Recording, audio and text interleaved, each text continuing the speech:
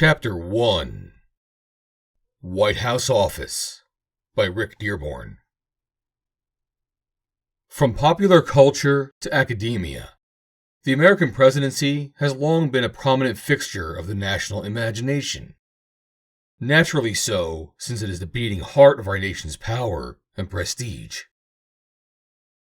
It has played, for instance, a feature role in innumerable movies and television shows, and has been prodded, analyzed, and critiqued by countless books, essays, and studies. But like nearly everything else in life, there's no substitute for first-hand experience, which this manual has compiled from the experience of presidential appointees and provides an accessible form for future use. With respect to the presidency, it is best to begin with our Republic's foundational document.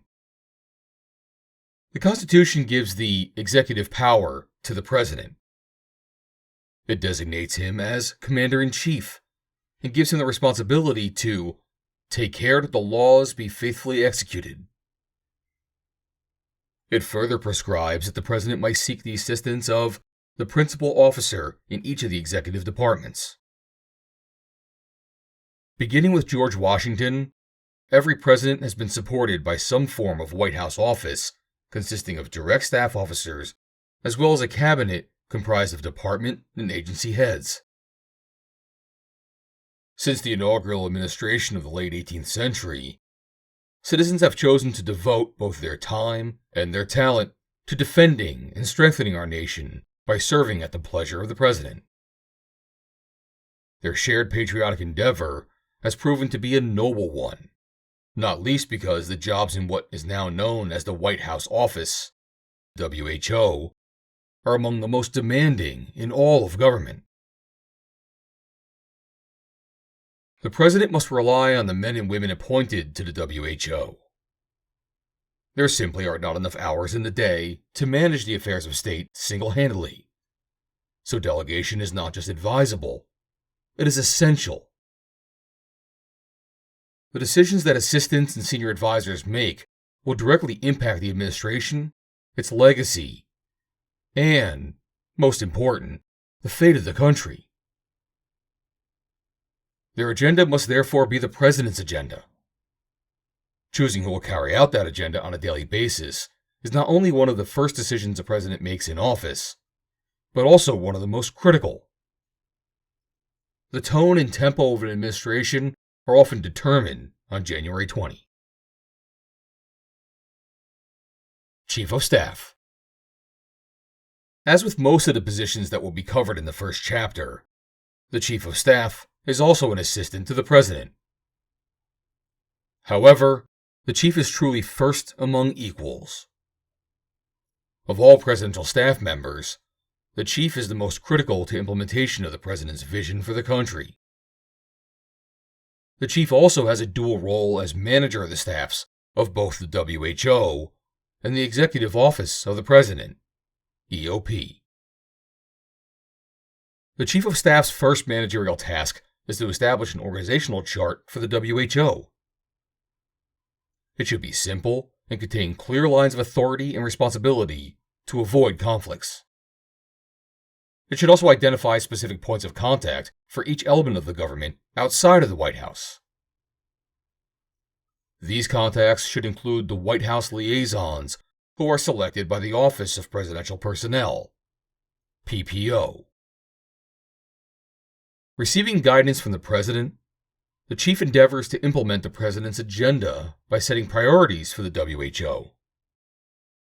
This process begins by taking stock of the President's campaign promises, identifying current and prospective opportunities, and then delegating policy priorities among the departments and agencies of the Cabinet and throughout the 3 White House policy councils: the National Economic Council, NEC, the Domestic Policy Council, DPC, and the National Security Council, NSC.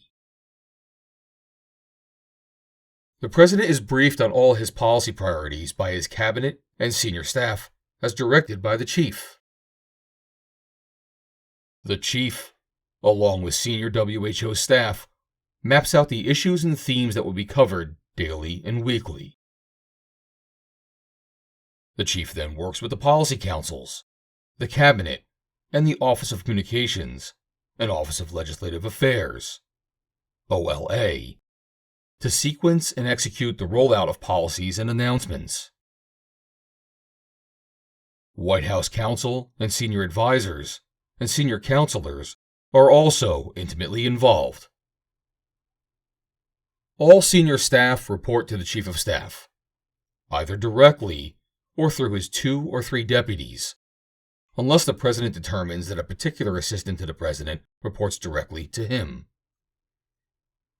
Most chiefs have interacted directly with cabinet officers and a select number of direct reports. In most cases, the direct reports to the chief are his 2 or 3 deputies, the communications director, PPO director, White House counsel, and senior advisors. Occasionally, the Office of Public Liaison, OPL, the Cabinet Secretary, and Intergovernmental Affairs, IGA, also report directly to the chief. Usually, however, they report instead to a Deputy Chief of Staff. The Chief of Staff's main challenge is time management. His use of his deputies, meetings with senior staff, and direction provided to the WHO must all balance with the daily needs of the President. A successful chief steers the West Wing using his management of and influence with the various individuals and entities around him.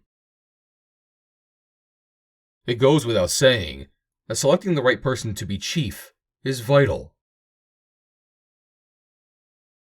Deputy Chiefs of Staff. In recent years, presidents typically have appointed 2 Deputy Chiefs of Staff, a Deputy Chief of Staff for Management and Operations, and a Deputy Chief of Staff for Policy. There also have been other types of Deputy Chiefs whose roles have included, for example, overseeing strategy, planning, and implementation. Chiefs of Staff have then occasionally appointed a Principal Deputy Chief to be in charge of guiding decision-making, organizational structure, and information flow. Principal Deputy Chiefs of Staff. Not all Chiefs of Staff have tapped a Principal Deputy. A major reason is that doing so adds another layer of command complexity.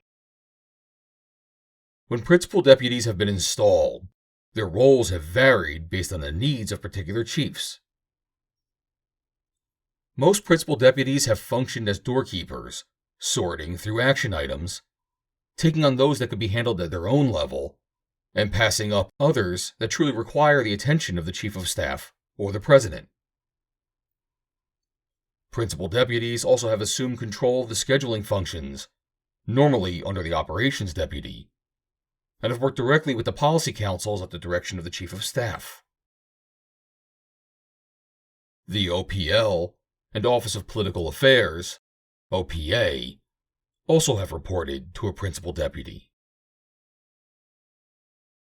Deputy Chief of Staff for Management and Operations.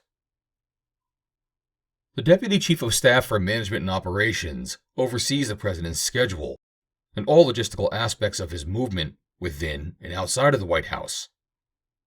For example, both air travel on Air Force One and Marine One, and ground transportation. This deputy also interfaces directly with the Secret Service as well as the military offices tasked with keeping the President and his family safe. In the past, this deputy has also worked with the NSC, the Secretary of Defense, the Secretary of State, and the intelligence community, and on advancing all foreign trips.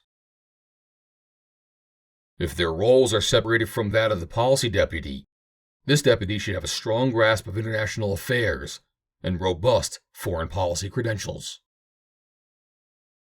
This deputy further manages all facets of the working White House: technology, grounds management, support staff, personnel administration, and communications. This individual therefore needs to be meticulous and ideally should possess a great deal of command and control experience. Deputy Chief of Staff for Policy. In some administrations, the functions of the IGA, OPA, and OPL, and other advisors within the WHO have fallen under the Deputy Chief of Staff for Policy. For conservatives, this arrangement could help to connect the WHO's outreach to political and external groups, and be a strong conduit for state and local elected officials, state party organizations, and both grass-top and grassroots groups. This deputy chief works directly with the Chief of Staff, cabinet officers, and all 3 policy councils to support the development and implementation of the President's agenda. This deputy chief should therefore have impressive policy credentials in the realms of economic, domestic, and social affairs. Senior Advisors. Presidents have surrounded themselves with senior advisors whose experience and interests are not necessarily neatly defined. In recent administrations, senior advisors have been appointed to offer broad guidance on political matters and communications issues. Others have acted as czars for specific projects or policy areas. The most powerful senior advisors frequently have had a long personal relationship with the president, and often have spent a significant amount of time with him, within and outside of the White House. They have been asked not only to provide guidance on a variety of policy issues, but also to offer instruction on communicating with the American people and the media. In a number of administrations, new offices or councils have been created to support senior advisors. For the most part, their functions have been duplicative and overlapping, as a result of which these offices have tended to be short-lived. Even so, senior advisors should be provided the staff and resources that their portfolios require. To ensure the senior advisors are effective, their portfolios must be clearly delineated and clearly communicated across the White House. This, too, is a responsibility of the Chief of Staff. Office of White House Counsel. The Office of White House Counsel provides legal guidance to the President and elements of the EOP on a host of issues, including presidential powers and privileges, ethics compliance, review of clemency applications, and judicial nominations. The selection of White House counsel is one of the most important decisions an incoming president will make. The office is not designed to create or advance policies on its own initiative, nor should it do so. Rather, it is dedicated to guiding the president and his reports on how, within the bounds of the law, to pursue and realize the president's agenda. While the White House counsel does not serve as the president's personal attorney in non-official matters, it is almost impossible to delineate exactly where an issue is strictly personal and has no bearing on the president's official function.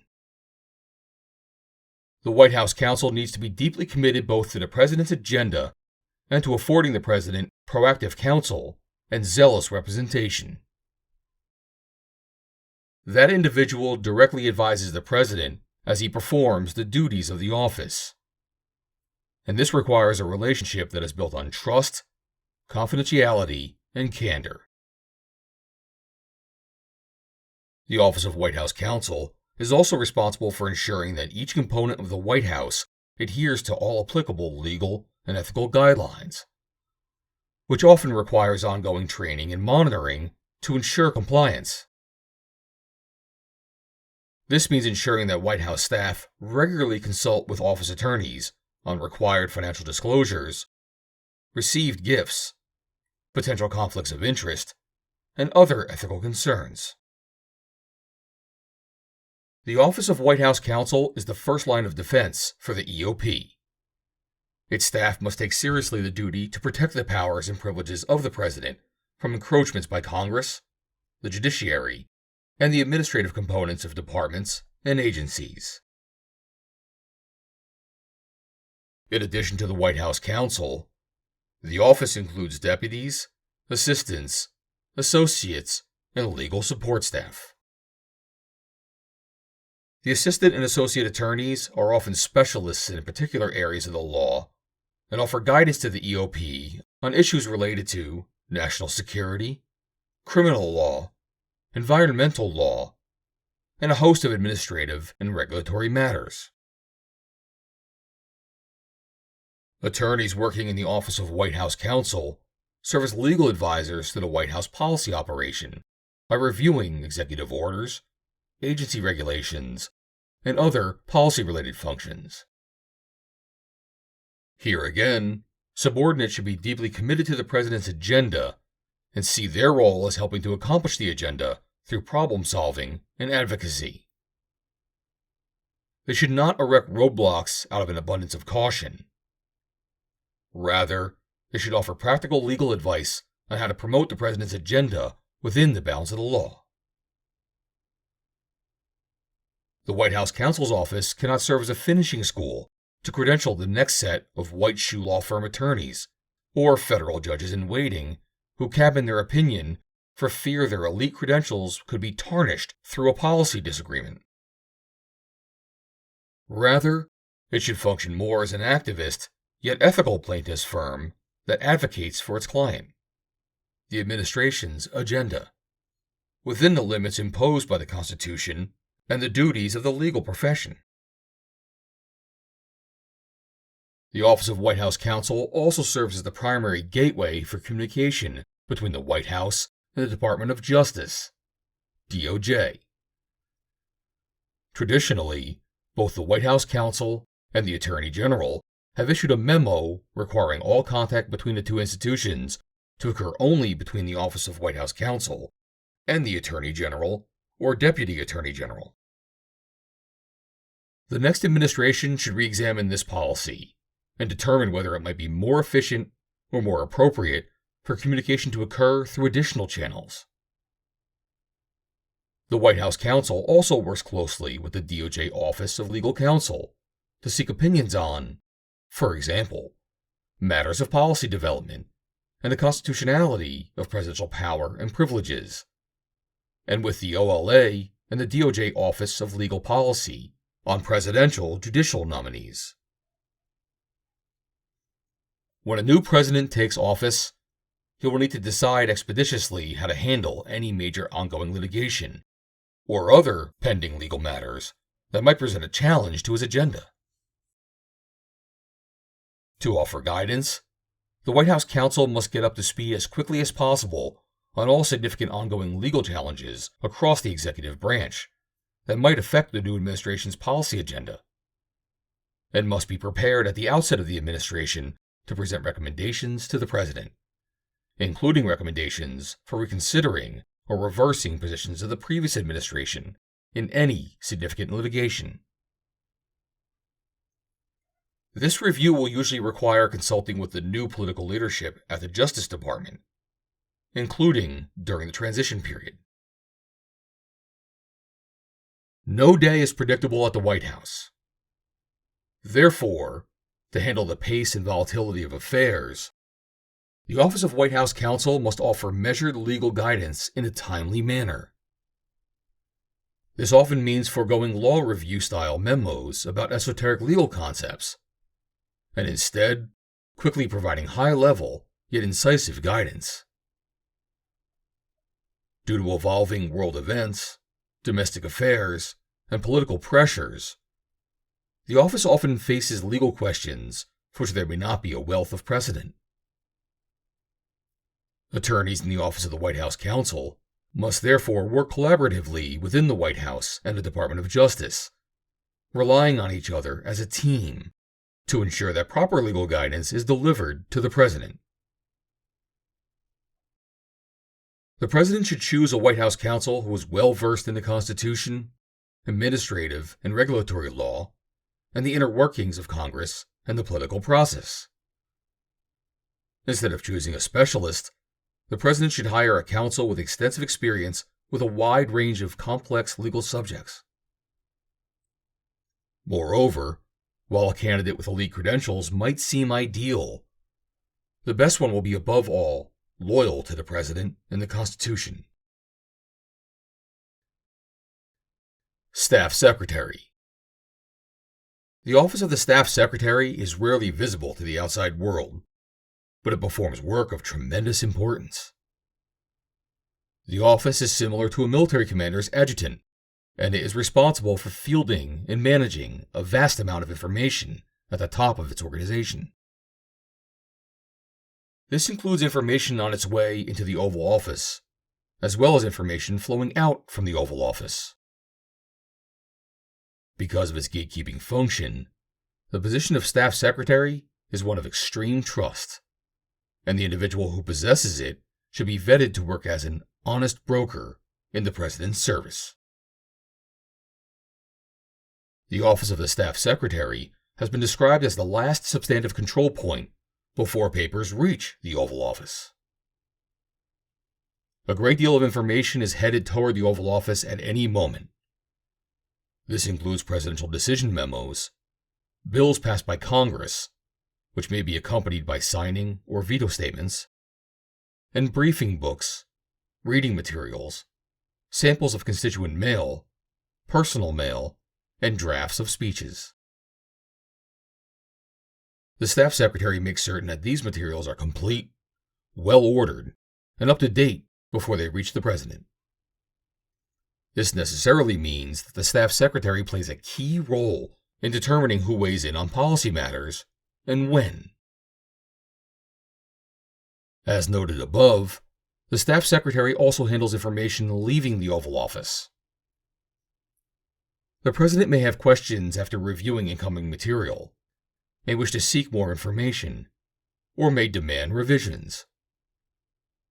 The Staff Secretary is often responsible for directing these requests to the appropriate places and following up on them to ensure that they are completed. One of the Staff Secretary's critical functions is managing and overseeing the clearance process for the President's daily, nightly briefing book. This book is filled with all the reading material and leading documentation the President needs in the morning and the evening to help him make decisions. The Staff Secretary also oversees the use of the President's signature, whether by hand or by auto pen, and manages the Office of the Executive Clerk, Office of Records Management, and Office of Presidential Correspondence.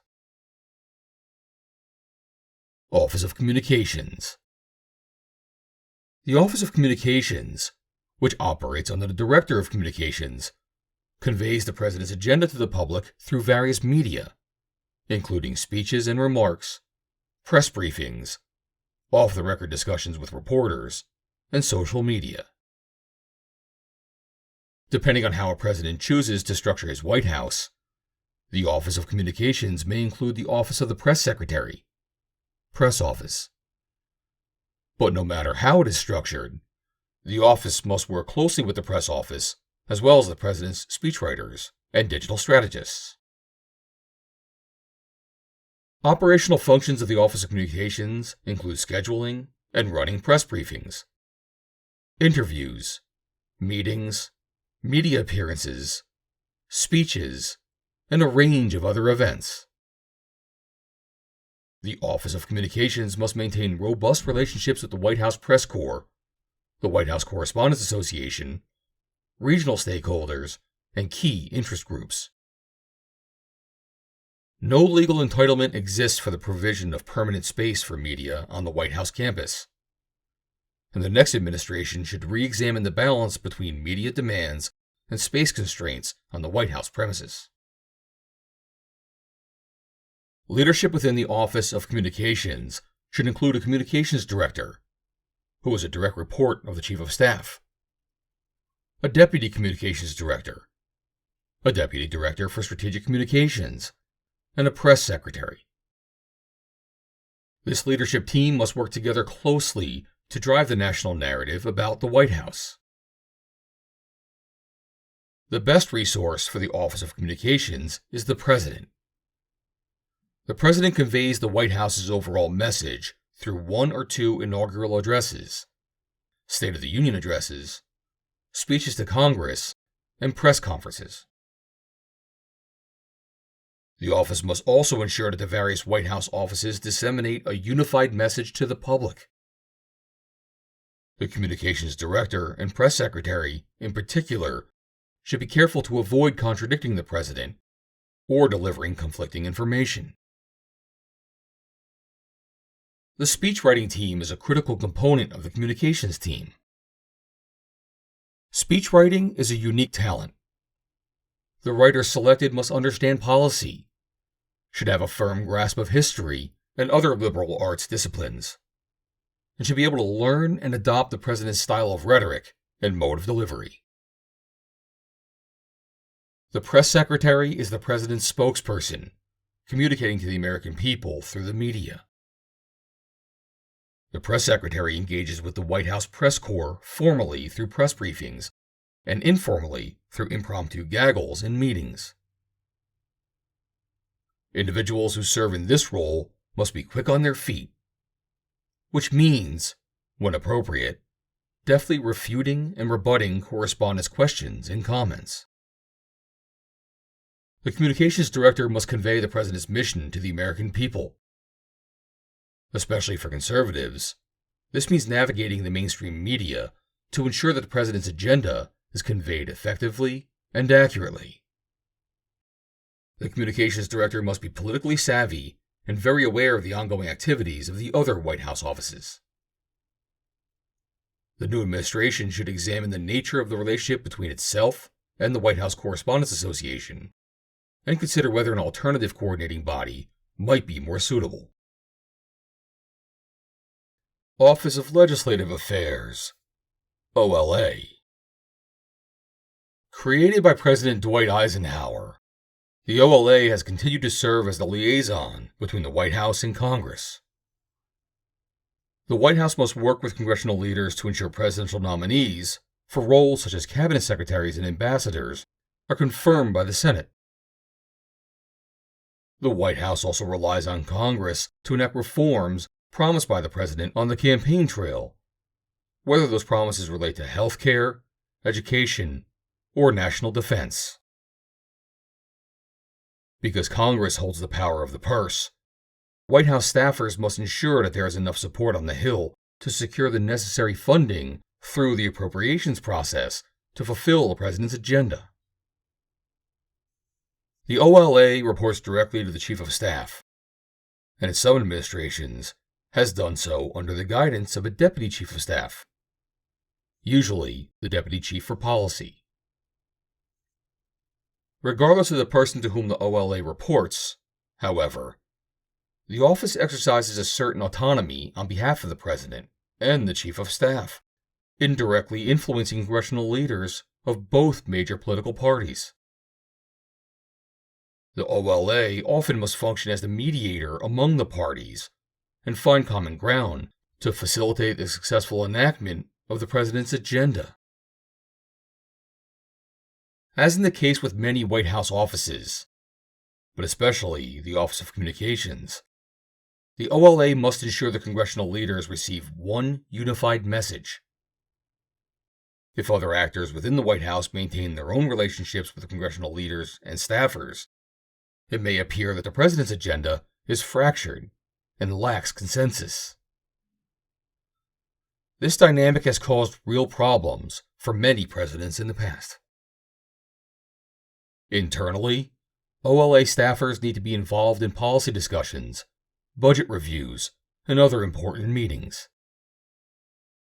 They must also provide advice to policy staffers regarding whether certain ideas are politically feasible.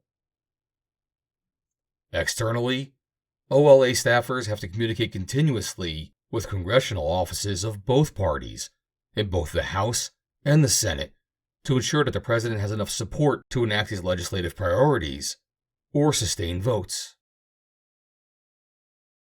The OLA requires staffers who are effective communicators and can provide a dose of reality to other White House staffers when necessary. Although a policy proposal from within the White House may be a great idea, OLA staffers must ensure that it is politically feasible. OLA staffers must therefore be skilled in both politics and policy. Furthermore, the president should seek out individuals who can advance his agenda and at the same time forge pathways with members of the opposing political party on other priorities. Most important, the OLA must function as a well-oiled machine, precisely synced. The president cannot afford to have a tennis player on, much less as the leader of his football team. Office of Presidential Personnel, PPO. The political axiom that personnel is policy was popularized under President Ronald Reagan during the 1981 presidential transition. One of the most important offices in the White House is the PPO, which was created under President Richard Nixon to centralize political appointments. Departments and agencies had and still have direct legal authority on hiring and firing. But the power to fill Schedule C positions, the core of political jobs, is vested with the president. Therefore, the White House, not the department or agency, has the final word on political appointments. PPO's primary responsibility is to staff the executive branch with individuals who are equipped to implement the president's agenda. Although its focus should be identifying and recruiting leaders to fill the approximately 1,000 appointments that require Senate confirmation, PPO must also fill approximately 3,000 political jobs that require dedicated conservatives to support the administration's political leadership. Frequently, many medium-tier and top-tier jobs have been filled by policy experts, tasked with accomplishing much of the work of the administration. At the same time, appointees in the entry-level jobs have brought invaluable energy and commitment to the White House, and have proved to be the farm team for the conservative movement. The Office of Presidential Personnel is responsible for identifying potential political personnel, both actively through recruitment and passively by fielding resumes and adjudicating requests from political actors. Vetting potential political personnel by conducting political background checks and reviewing any clearance and fitness assessments by departments and agencies. Making recommendations to the president and to other appointment authorities on behalf of the president. Identifying programmatic political workforce needs early and developing plans. For example, Schedule F. Maintaining a strong relationship with the Office of Personnel Management, OPM, both for operational purposes and to effectuate the President's direct Title V authorities. The President is in charge of the federal workforce and exercises control principally by working through the Director of the Office of Personnel Management. Training and connecting political personnel. Playing bad cop in a way that other White House offices cannot, including serving as the office that takes direct responsibility for firings and hirings. Serving as a personnel link between conservative organizations and the executive branch. In most administrations, PPO will staff more than 100 positions during a transition, and thousands of non-career positions during the president's first term. Direct authority and a strong relationship with the president are necessary attributes for any PPO director. Historically, PPO has had direct review and control of personnel files, including security clearance dossiers. At the highest level, PPO is tasked with long-term, strategic workforce development. The billets of political appointments are of immense importance in credentialing and training future leaders. In addition, whatever one's view of the constitutionality of various civil service rules, for example, the Federal Vacancies Reform Act of 1998, might be, it is necessary to ensure that departments and agencies have robust cadres of political staff just below senior levels in the event of unexpected vacancies. Office of Political Affairs, OPA.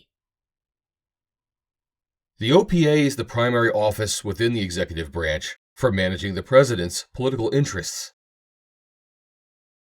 Although its specific functions vary from administration to administration, the OPA typically serves as the liaison between the president and associated political entities, national committees, federal and state campaigns, and interest groups. Within legal guidelines, the OPA engages in outreach, conducts casework, and, if the president is up for re-election, assists with his campaign. The OPA may also monitor congressional campaigns, arrange presidential visits with other political campaigns, and recommend campaign staff to the Office of Presidential Personnel for service in the executive branch. The OPA further serves as a line of communication between the White House and the president's political party. This includes both relaying the president's ambitions to political interests and listening to the needs of political interests. This relationship allows for the exchange of information between the White House and political actors across the country. The OPA should have one Director of Political Affairs who reports either to the Chief of Staff or to a Deputy Chief of Staff. The OPA should also include various deputy directors, each of whom is responsible for a certain geographical region of the country. Because nearly all the White House activities are in some way inherently political, the OPA needs to be aware of all presidential actions and activities, including travel, policy decisions, speeches, nominations, and responses to matters of national security, and consider how they might affect the president's image. The OPA must therefore have a designated staffer who communicates not only with other White House offices, but also with the cabinet and executive branch agencies. Office of Cabinet Affairs, OCA. The OCA's role has changed to some degree over the course of various administrations, but its overriding function remains the same: to ensure the coordination of policy and communication between the White House and the cabinet. Most important, the OCA coordinates all cabinet meetings with the president. It should also organize and administer regular meetings of the deputy secretaries, because they also typically serve vital roles in the departments and agencies, and, further, often become acting secretaries when cabinet members resign. There should be one cabinet secretary who reports to the Chief of Staff's office, either directly or through a deputy chief, according to the chief's preference and focus. The cabinet secretary maintains a direct relationship with all members of the cabinet. The OCA further consists of deputies and special assistants who work with each department's principal, deputy secretary, undersecretaries, assistant secretaries, and other senior staff. The OCA also connects the departments to WHO offices. The OCA coordinates with the Chief of Staff's office and the Office of Communications to promote the President's agenda through the Cabinet departments and agencies. The Cabinet's communication staffers are obviously another critical component of this operation. In prior administrations, the OCA has played a vital role by tracking the President's agenda for Chief of Staff, Deputy Chiefs, and Senior Advisors. It has worked with each department and agency to advance policy priorities. In the future, amplifying this function would truly benefit both the President and the conservative movement. From time to time throughout an administration, travel optics, ethics challenges, and Hatch Act issues involving cabinet members, deputies, and senior staffers can arise. The OCA is normally tasked with keeping the WHO informed of such developments and providing support if and when necessary. The ideal cabinet secretary will have exceptional organizational skills and be a seasoned political operative or attorney. Because many cabinet officials have been former presidential candidates, governors, ambassadors, and members of Congress, the ideal candidate should also possess the ability to interact with and persuade accomplished individuals. Office of Public Liaison, OPL. The OPL is critically important in building coalitions and support for the president's agenda across every aligned social, faith-based, minority, and economic interest group. It is a critical tool for shaping public opinion and keeping myriad supporters, as well as frenemies and opponents alike who are within reach, better informed. The OPL is a notably large office. You should have one director who reports to the Chief of Staff's office, either directly or through a deputy, according to the Chief's preference and focus. The director must maintain relationships not only with other WHO heads, but also with the senior staff of every cabinet department and agency. Since the president's agenda is always in motion, it is important for the OPL to facilitate listening sessions, to receive the views of the various leaders and members of key interest groups. The OPL should also have a sufficient number of deputies and special assistants to cover the vast number of disparate interest groups that are engaged daily.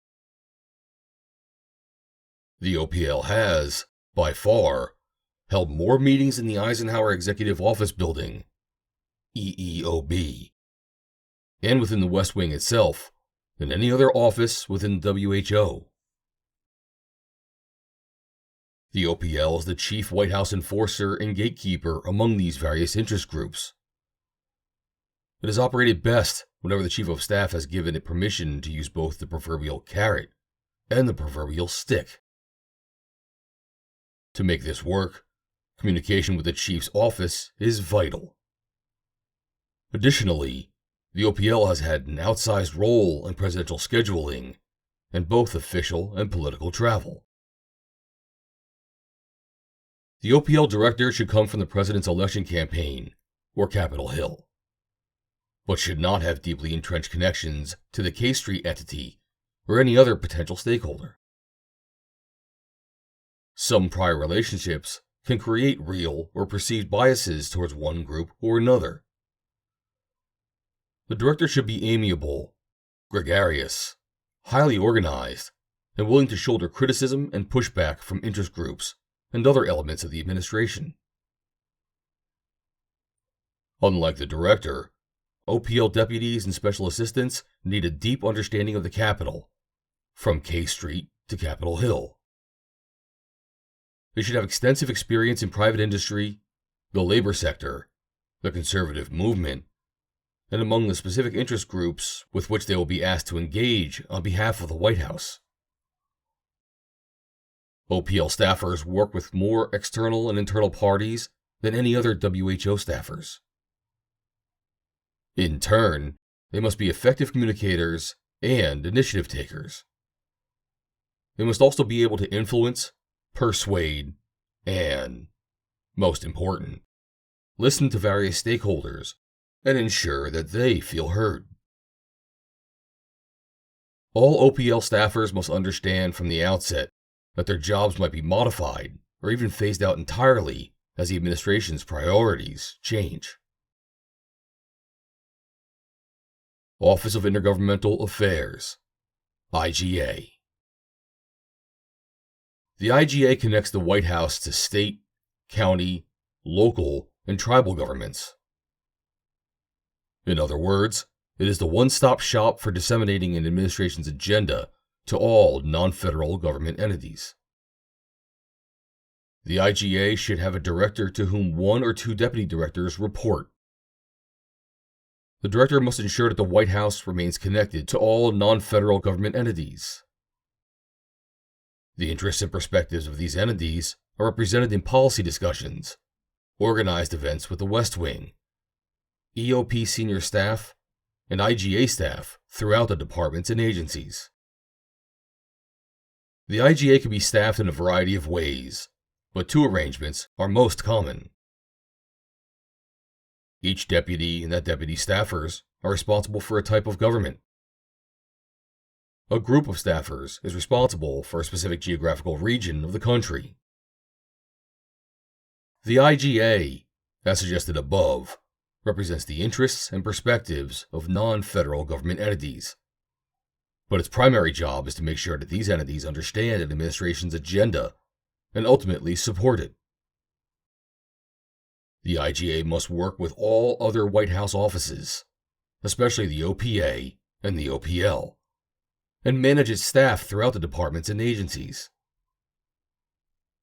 IGA staffers must therefore have communication skills, understand political nuance, and be willing to engage in complex policy discussions. They should also be not just generally responsive, but also proactive in seeking out the interests and perspectives of non-federal government entities. White House Policy Councils. As the federal government has ballooned in size over the past century, it has become increasingly difficult for the president alone to direct his agenda across the executive branch.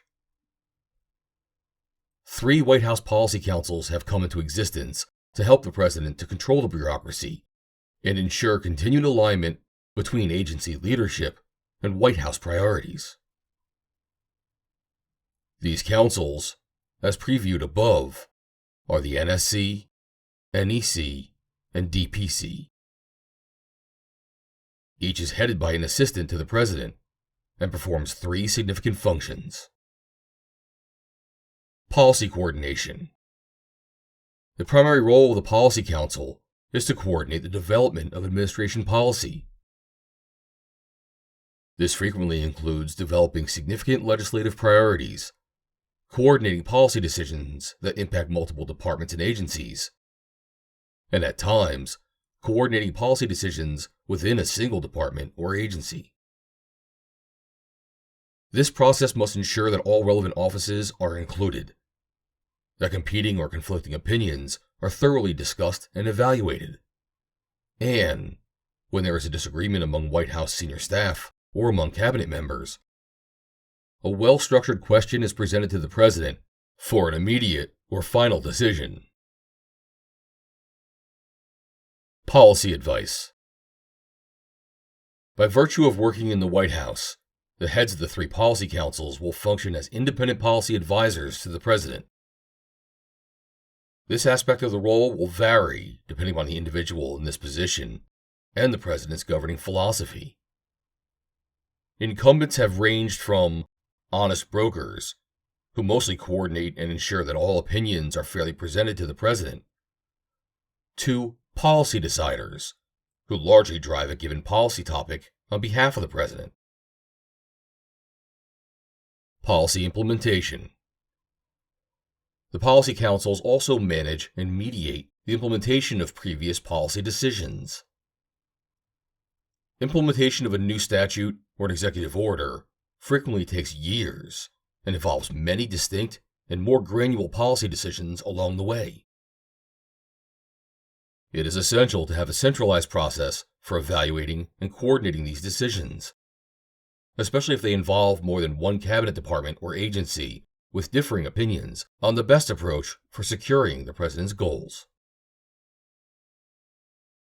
The above functions have recently been managed by policy councils through a tiered interagency policy process. This process helps to identify differences of opinion and reach a decision without having to take every issue to the president. It can be used to address a single question or monitor a recurring issue on an ongoing basis. Typically, the process involves multiple cabinet departments and agencies that have a pertinent role, policy interest, or disagreement. Each policy council's process could involve the following committees. Policy Coordinating Committee, PCC.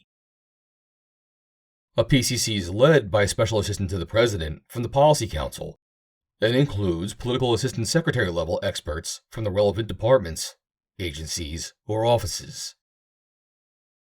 The purpose is to determine where consensus exists, clearly identify where there are differing opinions, and develop options for resolving the remaining questions. If no outstanding questions or disagreements exist, the PCC may resolve the issue and move toward implementation at the agency level. Deputies Committee, DC. A DC is a meeting of presidentially appointed executives chaired by the Policy Council's Deputy Assistant to the President and relevant Deputy Secretaries. It evaluates the options produced by the PCC and frequently directs the PCC to add, expand, or reevaluate an option, or even to reach a compromise and resolve an issue at that level. Principals Committee, PC. When questions are not resolved by a DC, the Director of the Policy Council will chair a PC, which is attended by the relevant cabinet secretaries and senior White House political staff. This is the final opportunity for the President's most senior advisors to discuss the question, make sure that each principal's position is carefully understood, and see whether consensus or a compromise might be reached. If not, the Chief of Staff's office will schedule time for the PC to meet with the President for a final decision. Despite having seemingly clear and separate portfolios, the three policy councils frequently have areas of overlap, which can result in confusion, duplication, or conflict. For example, there are areas of immigration and border security, either NSC or DPC, healthcare, energy, and environment, either NEC or DPC, and trade and international economic policy, either NSC or NEC. Identifying these potentially problematic areas and assigning policy responsibilities to only one council where possible will help to speed up the policy coordination process. While other chapters will cover specific policy goals for each department or agency, incoming policy councils will need to move rapidly to lead policy processes around cross-cutting agency topics, including countering China, enforcing immigration laws, reversing regulatory policies in order to promote energy production, combating the left's aggressive attacks on life and religious liberty, and confronting wokeism throughout the federal government. National Security Council. The NSC is intended to be an interdepartmental body within the White House that can set national security policy with a whole-of-government approach. Unlike the other policy councils, the NSC was established by statute. Statutory members and advisors who are currently part of the NSC include the President and Vice President, the Secretaries of State, Defense, and Energy, the Chairman of the Joint Chiefs of Staff, and the Director of National Intelligence. The NSC staff, and particularly the National Security Advisor, should be vetted for foreign and security policy experience and insight. The National Security Advisor and NSC staff advise the President on matters of foreign policy and national security, serve as an information conduit in times of crisis, and as liaisons ensuring that written communications are properly shared among NSC members. Special attention should be given to the use of detailees to staff the NSC. In recent years, the NSC's staff size has been right-sized from its peak of 400 in 2015 down to 100 to 150 professional members. The next administration should try to limit the number of detailees to ensure more direct presidential control.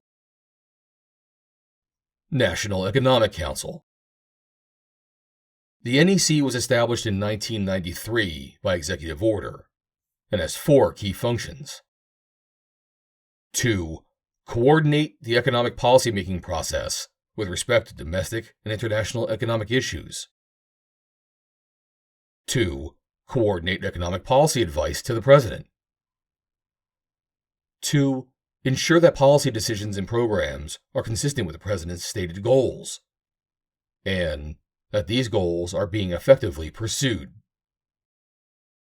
2. Monitor implementation of the President's economic policy agenda. The NEC Director coordinates and implements the President's economic policy objectives by working with Cabinet Secretaries, their departments, and multiple agencies. The Director is supported by a staff of policy experts in various fields, including infrastructure, manufacturing, research and development, agriculture, small business, financial regulation, housing, technology and innovation, and fiscal policy. The NEC considers economic policy matters, and the DPC typically considers anything related to domestic matters, with the exception of economic policy matters. It also differs from the Council of Economic Advisors, CEA. Whereas the NEC is in charge of policy development, the CEA acts as the White House's internal research arm for economic analysis. It is therefore critically important to find people with the right qualifications to head both the NEC and the CEA. The CEA is almost always led by a well-known academic economist, and the NEC is regularly led by someone with expertise in directing the President's economic policy process.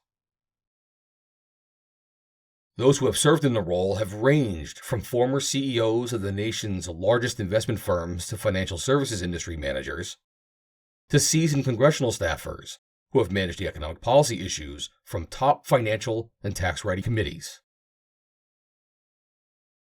Domestic Policy Council.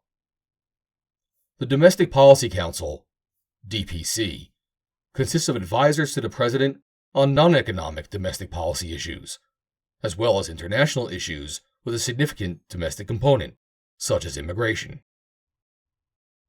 It is one of the primary policy councils serving the President, along with the NSC and NEC.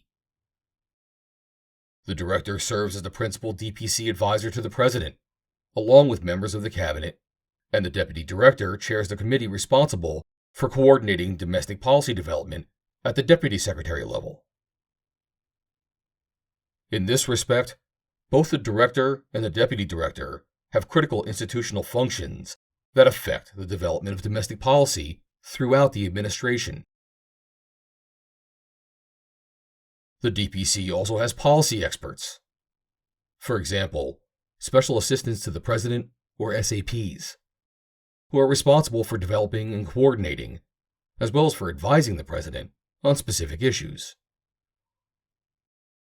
It is essential that DPC policy expertise reflect the most prominent issues that are before the administration. Issues such as the environment, healthcare, housing, and immigration.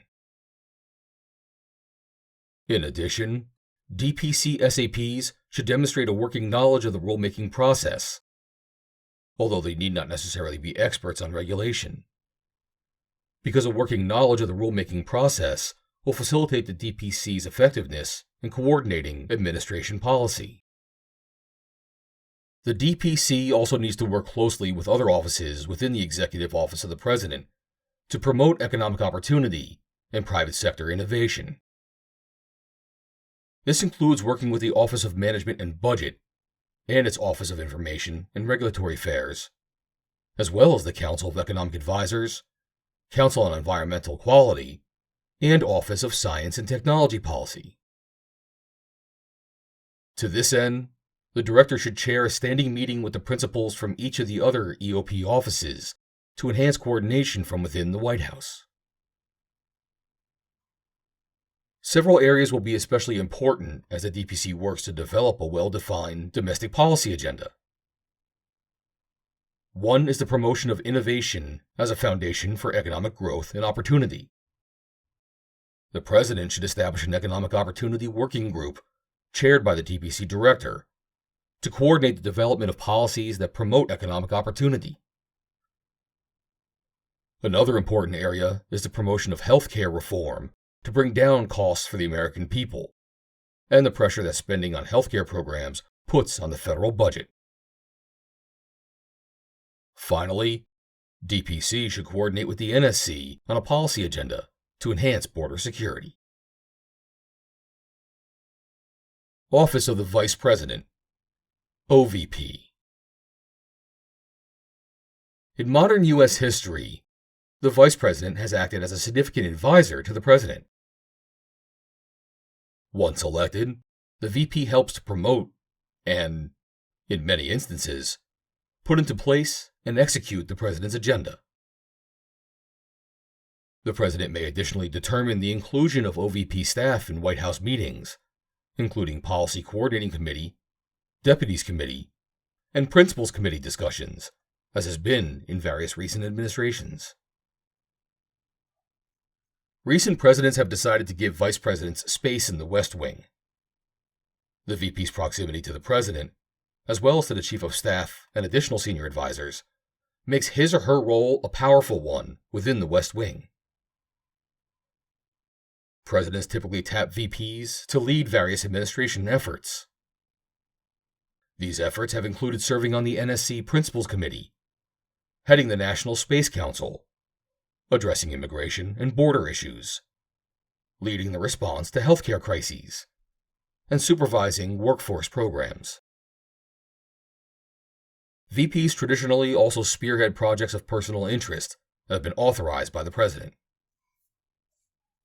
The VP is also charged with breaking tie votes in the Senate, and in recent years has served abroad as brand ambassador for the White House, and more broadly, the United States, announcing administration priorities and coordinating with heads of state and other top foreign government officials.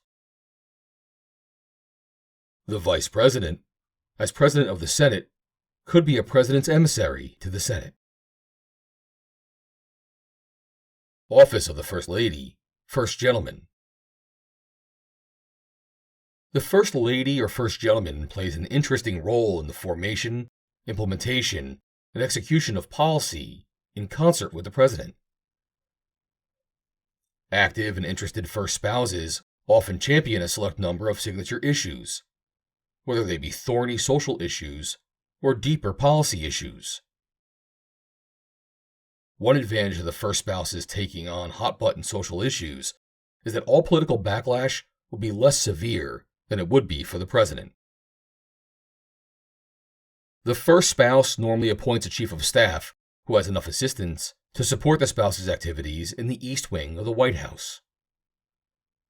This group works exclusively with the first spouse and senior members of the White House, along with EOP personnel, to implement and execute the first spouse's priorities, which reflect the first spouse's passions and interests, and are often identified as important in discussions with the President. Executed well, they could be strategically useful in accelerating the administration's agenda. Past East Wing initiatives have focused on such issues as combating bullying, fighting drug abuse, promoting literacy, and encouraging physical education for young adults and children. The first spouse is afforded significant resources. His or her staff also work with the President's policy team, members of the Cabinet, and other EOP staff. End of Chapter 1.